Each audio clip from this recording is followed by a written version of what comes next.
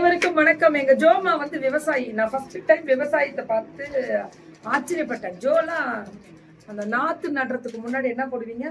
பயிர் என்ன நடுறது? விதைக்கிறதுக்கு போயிட்டு வந்து 2 நாள் இப்படி ஆயிடுச்சு. ஜோமா பாவம் நேற்று ஹாஸ்பிட்டல் கூப்பிட்டு போய் சரி பண்ணி கூட்டிட்டு வந்தாங்க. ரொம்ப முடியாம போயிடுச்சு. இது தனி மிளகாய் தூள். அதனாலதான் ஜோ சாரீஸ் கொண்ட பெண்டிங் நிக்குது. ஆம்லேட் பொடி சூப்பர்ல, பயங்கர ரிவ்யூ. தாளிப்பு வடகம், இதெல்லாமே தாளிப்பு வடகம். இதான் மேம் இன்னைக்கு ஹையஸ்ட் ரிவ்யூ. அதையே கிடைக்க மாட்டேங்குது.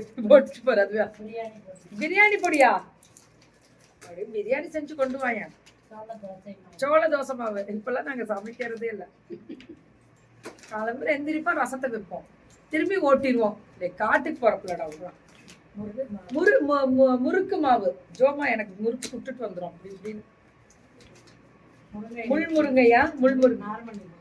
முருங்கை இட்லி பவுடர், புதினா இட்லி பொடிடா. இதுல ஏர் டைட்டுக்காக தான் மேம் இதை யூஸ் இந்த கவர் தான் யூஸ் பண்றோம். பட் ஏர் டைட் சில நேரங்கள்ல பொடி ஐட்டம்க்கு வேணும்.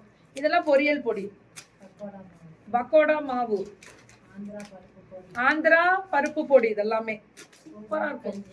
இது பூங்கார் கஞ்சி மாவு, இதெல்லாமே பூங்கார் கஞ்சி. கம்பு கம்பு கம்பு கஞ்சி மாவு. இதெல்லாம் நம்ம மார்னிங் எந்திரிச்சோட வெறும் வயிற்றுல சாப்பிடுறோம். நைட்டு படுக்கும் போதும் சாப்பிடுறது. நான் சாப்பிடுறேன் மேம், அது மாதிரி பழக்கம். என் நைட்டு சாப்பிடுறது சாம்பார் பொடி, ரசப்பொடி, இடிச்ச ரசப்பொடி. ஜோமா அது வேற லெவல் மேம். குழம்பு பொடி, மட்டன் மசாலா செய்யறதுக்கு பெருமலையா